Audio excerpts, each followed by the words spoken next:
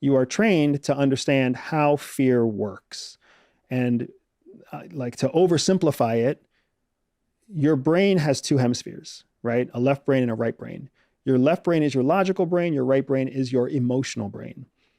Because you have two different hemispheres and they operate on two different bases, right? One is based in logic, one is based in emotions.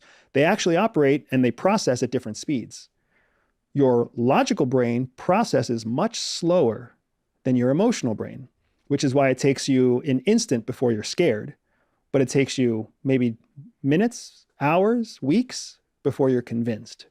So what ends up happening is fear in an untrained person, going back to our conversation about trained versus untrained, in an untrained person, fear is an emotion that's processed by the emotional brain very quickly.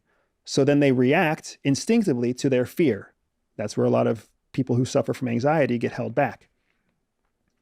When you can train someone to understand that the same thing that makes them emotionally scared is also being processed by their logical brain. Your brain is actually going through the process of determining how scared you really need to be.